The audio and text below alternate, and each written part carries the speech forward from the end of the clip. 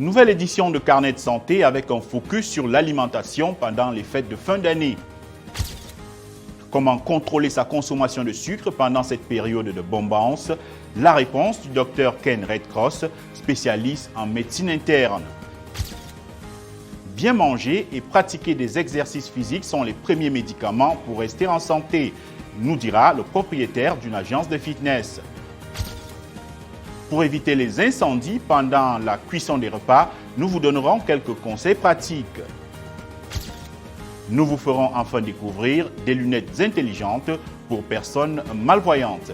Les détails dans cette édition de Carnet de santé.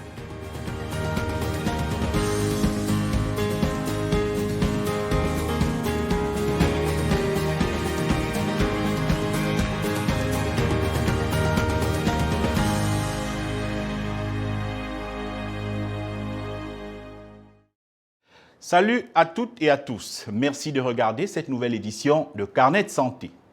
Plus que quelques jours avant les célébrations de Noël et du Nouvel An, des moments de joie et de partage pendant lesquels de nombreuses personnes mangent et boivent sans compter. Résultat des courses, des excès de sucre, sel, graisse qui exposent le corps humain à diverses pathologies et des risques de diabète, d'hypertension et bien d'autres. Pendant cette période et au-delà, nutritionnistes, gastro-entérologues, diététiciens et autres spécialistes de la santé ne cessent de rappeler les bienfaits de l'alimentation et du sport pour le corps humain. Au Nigeria, Khadija Mohamed Mustafa en a fait une marque et a fondé D Good Fit qui propose des activités sportives et des recettes nutritionnelles pour une bonne hygiène de vie. Il est très important de commencer très tôt à maintenir un mode de vie sain. Il faut beaucoup de discipline pour voir quelque chose que l'on a envie de manger et se dire « Ok, je ne vais pas le manger ». Je conseille aux diabétiques de manger plus de céréales complètes comme le boulgour, le riz brun, le quinoa, etc. Je leur conseillerais également d'éviter les aliments transformés et de manger des protéines comme le poulet, le bœuf ou le poisson. Il faut s'en tenir aux aliments de base et veiller à contrôler les portions, car pour les diabétiques, la situation est complètement différente. Manger une chose peut déclencher un mauvais scénario si vous ne faites pas attention. Vous avez le droit de vous faire plaisir, de savourer un repas, mais au bout du compte, vous essayez d'adopter un mode de vie sain qui vous aidera à vivre plus longtemps. Tout le monde veut vivre plus longtemps. Et vous êtes ce que vous mangez. Tout ce que vous mettez dans votre bouche compte. Ce que nous préparons aujourd'hui peut être utilisé pour le petit déjeuner, le déjeuner ou le dîner.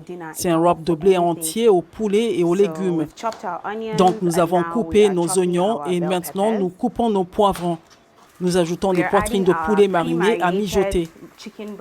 Maintenant nous faisons sauter quelques légumes marinés ici. Nous allons utiliser un seul wrap pour recouvrir l'œuf. Et nous avons notre œuf. Nous allons le chauffer pour qu'il soit prêt. OK, une fois qu'il est prêt, vous le retournez. Ajoutez le poulet et les légumes. Maintenant, fermez-le et le wrap est prêt.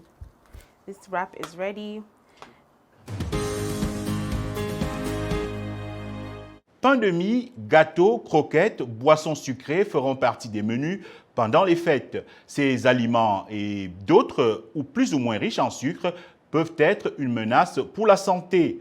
Pour contrôler sa consommation de sucre, voici les recommandations du Dr Ken Redcross. Il est spécialiste en médecine interne. Nous en parlons à cette époque de l'année parce que nous sommes dans la période des fêtes. C'est une période à forte consommation de sucre et je voudrais que tout le monde soit attentif aux signes et symptômes qui indiquent que votre glycémie peut être élevée sans que vous ne le sachiez. Les choses auxquelles vous devez penser sont la fatigue, l'augmentation des mictions, l'augmentation de la soif, de la vision trouble. Ce sont des signes et des symptômes, croyez-le ou non, que certaines personnes ignorent. Lorsque nous parlons de la glycémie, il faut reconnaître que le sucre n'est pas toujours un mal, il est nécessaire pour l'énergie. Le corps veut toujours que tout soit en équilibre. Lorsque je parle d'élévation du taux de sucre dans le sang, il y a un certain niveau auquel vous arrivez lorsque vous devenez diabétique. Mais à l'inverse, lorsque le taux est trop bas, vous pouvez devenir hypoglycémique. Heureusement, ce n'est pas si fréquent. Ce sont plutôt les personnes déjà diabétiques qui prennent de l'insuline ou d'autres produits qui font baisser le taux de sucre. Mais il faut quand même faire attention à ça aussi. La première chose que je dis, c'est qu'il faut sortir, se promener, faire de l'exercice. La raison pour laquelle je dis cela est que non seulement cela fait baisser votre taux de sucre dans le sang, mais cela sensibilise également votre insuline pour qu'elle conduise vraiment le sucre dans les cellules là où il doit être. Je veux que tout le monde réduise ces édulcorants artificiels. Ils sont terribles. Non seulement ils sont mauvais, car ils font monter en flèche votre glycémie, croyez-le ou non, mais ils détruisent aussi votre microbiome. Certains de ces symptômes, comme la fatigue que j'ai mentionnée, ne sont pas de la fatigue normale, mais de la fatigue extrême, où peu importe le repos que vous prenez, ce n'est pas suffisant. Quand vous parlez d'urine fréquente, ils ont tendance à être fréquentes la nuit. Avec ces mictions fréquentes, vous avez aussi soif et c'est insatiable. Une fois de plus, vous buvez et vous ne pouvez pas obtenir assez de liquide. Et la vision trouble est quelque chose que certaines personnes mettent sur le compte d'un changement de prescription de lunettes ou sur le fait que je dois changer de lunettes. Pensez donc à ces choses. Elles sont un peu difficiles parce qu'elles ne sont pas spécifiques dans un sens, mais vous devez vous assurer que vous avez ce lien avec votre médecin afin de pouvoir prendre le téléphone et dire ce que vous pensez au docteur. L'essentiel est d'en être conscient, de s'assurer que l'on n'a pas ces symptômes. Encore une fois, la fatigue, l'augmentation des mictions, la soif, les troubles de la vision. Assurez-vous que vous reconnaissez également qu'il y a quelque chose que vous pouvez faire et contrôler quand il s'agit de votre santé. J'ai l'habitude de dire que si vous présentez l'un des signes ou symptômes que j'ai mentionnés, faites contrôler votre glycémie immédiatement. Sinon, je dis à tout le monde de la faire contrôler tous les 6 mois. Si vous avez du diabète, c'est tous les 3 mois pour être sûr de ne pas vous mettre en danger.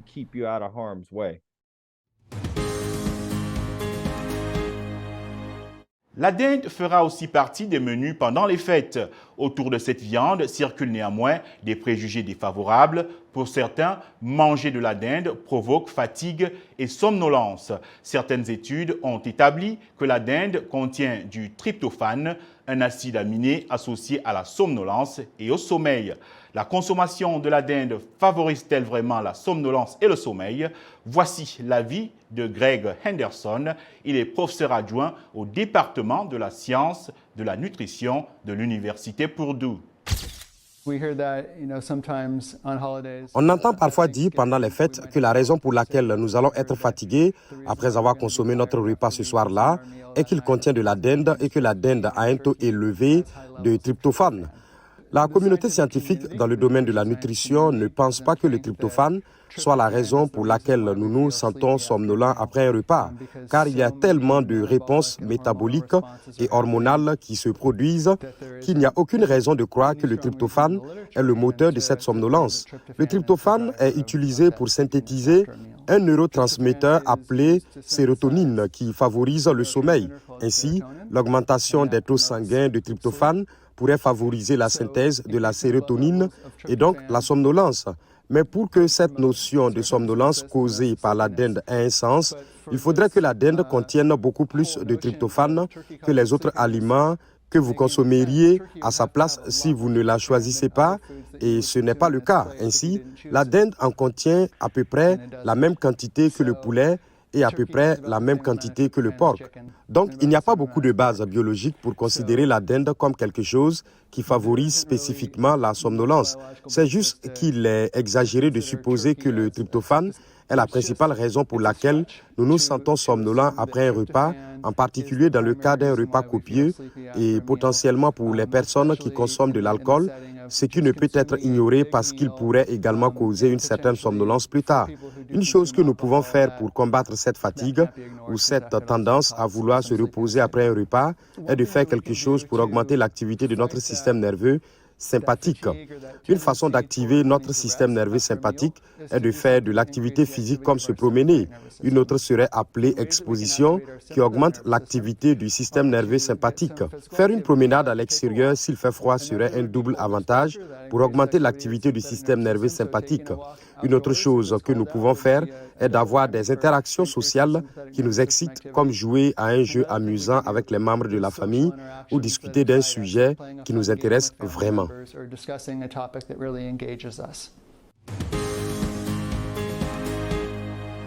Plus que d'habitude, les marmites, fours, plaques à gaz, feux de bois seront mis à contribution les prochains jours pour préparer les repas, augmentant les risques d'incendie et de brûlures.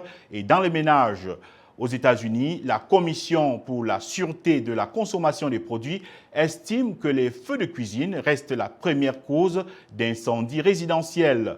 Les données de cette commission montrent qu'il y a environ 165 600 incendies par an causés par des feux de cuisine. Les experts de l'école de médecine de l'université Johns Hopkins proposent les quelques mesures de sécurité suivantes pour réduire les risques d'incendie de cuisine. Gardez les articles inflammables éloignés de la cuisinière, y compris les gants de cuisine, les emballages alimentaires et les torchons. Évitez des vêtements amples qui pourraient s'enflammer. Ne laissez pas la cuisson sans surveillance. Lorsque vous utilisez la cuisinière, restez dans la cuisine afin de pouvoir garder un œil sur la nourriture. Gardez le sol libre de tout objet sur lequel vous pourriez trébucher ou glisser, comme des sacs ou des jouets, et des sols mouillés. Si vous êtes fatigué ou avez consommé de l'alcool, laissez quelqu'un d'autre prendre le relais. Assurez-vous de garder les enfants hors de la cuisine. Dans le cas où un petit incendie se déclare, ne versez pas d'eau dessus. L'eau peut provoquer des éclaboussures d'huile, ce qui peut non seulement vous blesser, mais aussi propager le feu. Faites glisser un couvercle sur la casserole pour étouffer le feu et éteindre la cuisinière. Laissez la casserole couverte jusqu'à ce qu'elle soit complètement refroidie. Alternativement, le bicarbonate de soude peut aussi être utilisé pour éteindre les petits feux. Avant de terminer ce programme, allons à la découverte d'une technologie mise en place pour aider les personnes malvoyantes. Utilisée par la start-up nigériane Vinsight, elle se sert de plusieurs produits, dont des lunettes intelligentes qui convertissent les textes en audio. Nani Talani nous en dit plus. Meshach Odion se rend à un cours d'informatique dans la bibliothèque de son école. Le jeune homme de 17 ans fréquente une école pour enfants malvoyants dans la mégapole nigériane de Lagos. Aveugle de naissance, le musicien en herbe s'inquiétait de ce que le monde lui réservait avec le braille comme seul moyen de lecture. En fait, je vais préférer cette application car il y a beaucoup de choses que je verrai là-bas et peut-être que ce ne sera pas en braille. Ce sera à vue, donc cette application m'aidera à le reconnaître. Le regain d'espoir de Meshach Odion est dû à une start-up nigériane appelée Vinsight. L'équipe a développé plusieurs produits, dont une application mobile qui traduit le texte en audio. Le PDG de Vinsight, Kolawole Tomi, explique que ce logiciel est en train d'être transformé en lunettes matérielles. Les lunettes exploitent à peu près la même technologie que le logiciel, mais à un niveau optimisé. Et ce que ces lunettes font à peu près, c'est qu'elles aident les malvoyants à pouvoir lire ou identifier les objets et les couleurs qui les entourent et aussi identifier la monnaie. Et aussi, au fil du temps, les lunettes pourront aider à améliorer l'acuité visuelle. Kolawole Tomi soutient qu'il est devenu curieux de savoir comment la technologie pourrait aider les malvoyants après qu'une connaissance à l'université lui a parlé d'un ami qui avait été contraint d'abandonner l'école à cause de la cécité. Un peu plus de 15% de la population aveugle du monde réside en Afrique, selon l'Organisation mondiale de la santé. C'est ici que prend fin ce programme. Continuez à nous envoyer vos questions et observations sur les plateformes numériques de VOA Afrique, le site web voaafrique.com, Facebook et YouTube. Merci d'avoir regardé Carnet de santé. Prenez soin de votre santé. À très bientôt.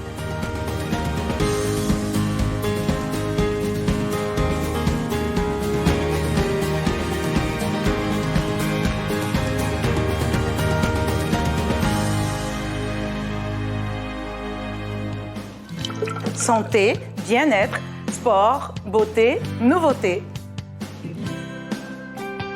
Carnet de santé est l'émission hebdomadaire qui vous veut du bien. Des chroniques, des reportages, des témoignages recueillis sur le continent et ailleurs.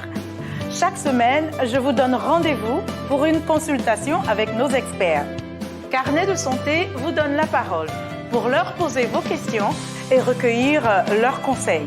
De Washington, Linor Moudou vous propose Carnet de santé, votre nouvelle émission de santé de la Voix de l'Amérique.